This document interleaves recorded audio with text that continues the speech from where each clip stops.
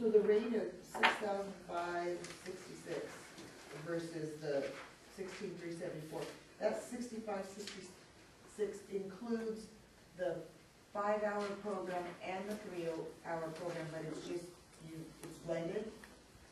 Because this is the only preschool SDC that's there. So that rates for a 5-hour as well as a 3-hour? I believe it is. No, your intensive autism is your 5 Yeah, I was hours. gonna say intensive Is autism, that is the there, only preschool that's, 5 hours. that's the 5-hour plus? Okay, that So answers that that is just question. the 3 hours. Okay, yeah. thank you. Okay, anything else? Yeah. Number 10, back to Zoom. Just. Lost my agenda. Private school meeting update. We had a great turnout for our private school meeting this year. I've really seen that more and more of the private school representatives have been coming. It's been, nice because I can remember, one year where we actually did it, and then they said, well, there's only 2 of us here and we don't want to decide. So could you do it again?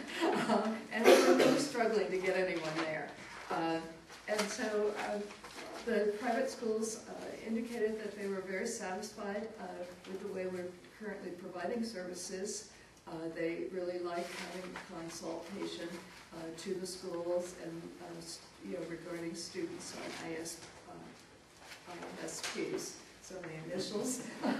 And so they asked to continue to have that model provided, and also because we've had some additional money that we've been able to do an in-service training for them.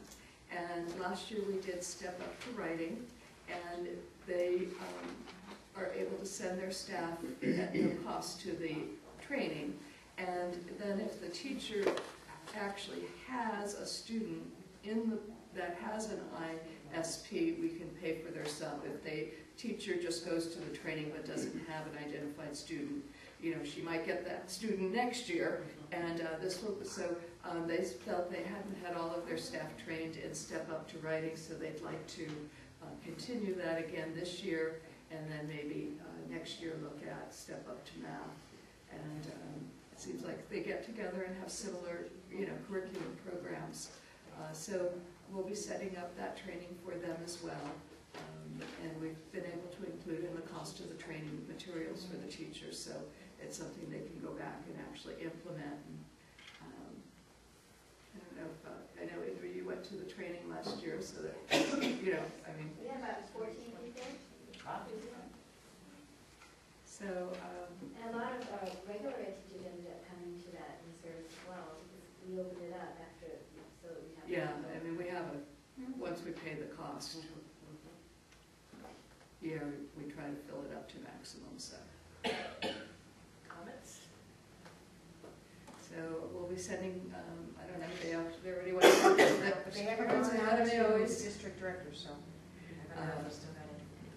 So, even the schools that don't participate, we send a letter out letting them know what services are available. And, I think as in general, the process is going more smoothly. They like having one contact person, so. And the parents like too. Yeah. Are the IEPs being filled out correctly in how to do the ISPs or whatever those are? They're getting better. Are they getting better? I know we had some real issues in A the lot beginning. better than last year. Okay. Yeah, I know Indra and Michelle did a training for staff, and if you need to have any assistance on that, and I know we talked a lot at the our collaborative secretaries, what do we call them? Yeah, collaborative days. Yeah, and so the clerical that came, I know that there was some discussion about, they're having to set up and schedule all of those meetings, and so we talked about, that with the new questions and answers that came out last April regarding private school students, that And because most of the country operates on the system where you do an eligibility determination meeting and then you do an IEP. So, but there was clarification in the new question and answers that you can do, when you do your eligibility meeting, if the parent says, I have no interest in an IEP, you can go right and do your ISP. You don't have a need to develop, to bring that other district, which may be a different district, in. So, talked about, you know, either hold that eligibility meeting as the district of location. You know, if the parent says, I'm not interested, I'm sticking with my private school, you offer your ISP immediately. If they say, you know what, I may be interested in coming back to public school, now I understand, you know, a little more about my child's disabilities, then you would ask them to sign a release of information so you can share your assessment report with the district of residence, and then the district of residence would be responsible for holding an IEP, and then if the parent doesn't accept it, they will kick it back to you for an ISP, but if they do accept it, then, you know, so coordinating between a private school and two districts, the staff and meetings, I know, was very challenging for the staff there that, you know, make those things happen. Joan, thank you for clarifying, because that's exactly what I've been doing. But one of my psychs attended the training, and she left with that the district of location invites the district of residence. I have a lot of kids in private school, and I panicked. But I'm so glad you clarified, because I'm still getting invitations from other districts, and I'm responding back with saying, no, you hold your eligibility meeting. If the parent wants an IEP and offer of faith, then I'll be happy to schedule another meeting. But, you know, I don't know that that was clearly stated in the... And then I don't know that we could clearly give that advice until the new questions and answers came out.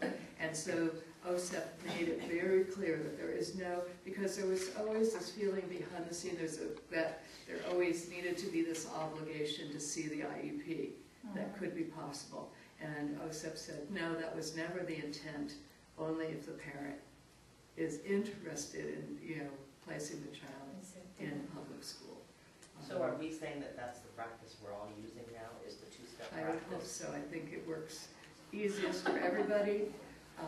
And also, I mean, I know that Chaffey District was indicating, you know, they get a lot of requests for eligibility just because they want that eligibility determination, because, you know, it then allows the student to have their accommodations on SATs. The parent has no reason to want to enroll in public school and disrupt the kid's high school, you know, placement. So, you know, and there are some districts that, you know, are more heavily affected just because, you know, they have no private schools. Thank you. So Joan, just for clarification, if you don't mind, if we have a private school in our area and we do the assessment, do they have to decline the offer of faith first before we do the ISP? No. So we do the ISP, and Well, then, say it again, I'm sorry. so here we have, we're sitting there with the private school person, we do the assessment, we establish eligibility. Right. They have to have at least gotten the offer of faith from the school, No. so that's what I'm No, asking. that's what OSEP said. That is not a Do we requirement. offer an If ISP at that time? If they say, you know, I'm not interested in public school placement, I just want, you know, my ISP, Mhm. then you That's don't You have have to. two forms in the WESELPA handbook.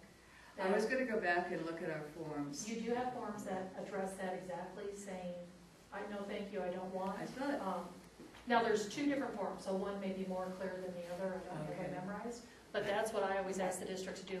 Please give the parent this form. If they want an offer of faith, I'll be more than happy to Yeah. schedule another meeting. But that's just kind of the routine I've been. That's what I need clarification on. They don't have to turn down the offer of faith. I'm not even No. concerned about the offer of faith. Right. If once they Right. establish they're gonna stay at the private school, I'm merely offering ISP if that's something they would be Right. interested in.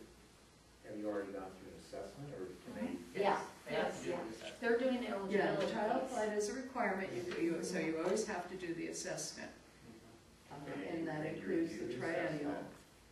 And you determine the student is eligible, and the parent says, I'm not interested in special ed one, in the home district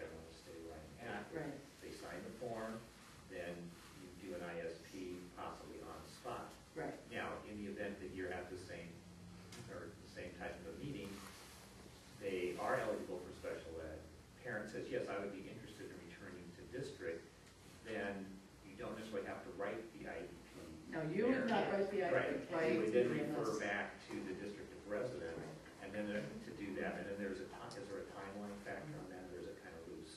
No, there's a timeline. Okay. No, I mean, then, it would be, then they would be requesting an IEP because they are interested in enrolling their child in, so it would just be like a new student came into your district, they're. Well, yeah, I guess that was my question too, so then the home district, once they receive that, where are the timelines in that? Because if the assessment's been done, Yeah, in this state, we don't have a timeline, I mean, other than 30 days from the request of an IEP. and when we do the assessment, there was a meeting to determine the eligibility, but then they say, yes, I do want special services, and that gets referred back to their home district. Say, we're the home district, we receive that, where's our time frame for holding the IEP? I think that would be where the 30, Right, anytime a parent requests an IEP, you have 30 days to. That's where our 30 days would, and that would be, okay. Right. Now, if they And we decline, would be asking, if you're in that situation with the parent, to get the parent to sign the release of information so that you can then send the assessment information over to the district of residence. Okay. I mean, if the parent doesn't want to and she wants to hand carry it, that would be okay too. And I recall once upon a time when we were looking at the two models, and at first we went with the model where you do it all at once. Right. But I remember that in my mind, it was 30 days that you had that you wanted to use the two-tier model. So it may have come from the 30 days after a parent requests an IEP, probably, but I just remember that 30 days on top of that. And I know there was a little bit of discussion, and I know when I went down to Orange County for their SACE meeting, there was some discussion that Orange County and I believe LA County still have the district of residence do the assessments, even though the law says the district of location. And so they're actually running into a lot more problems and are very, this spent most of the meeting talking about the problems, but the problems really come because you're bouncing back and forth between two districts now. And so, so I think the way we do it, but it does cause some problems for parents who have students that are going to schools outside our boundaries, because occasionally we do get some confusion over who's supposed to do that. But even with that confusion of who's supposed to do it, it was my understanding that the parent request the home district to do it, or the resident district. The parent could come to you and say, I used to be a private school student, I'm interested in applying public school, I'd like to have my student assessed, full placement in your school district, I live here. So yes, they could. Wouldn't they have to be enrolled in school? What if they're still enrolled at the private school? Right, I think, I think it depends where they're enrolled. Frequently asked questions still says they could conceive of situations, while they don't recommend it, they can conceive of situations where two districts could be assessing the same child. And they're saying, yeah, it's a bad practice, but. My sense would still be the law says where you're going to school, and the private school does the assessment, and if you're interested, we'll be glad to offer you Yeah. that. I think it's more over the summer where those things might come up. Joan, lunch. Not today. Oh, no. Oh, She said,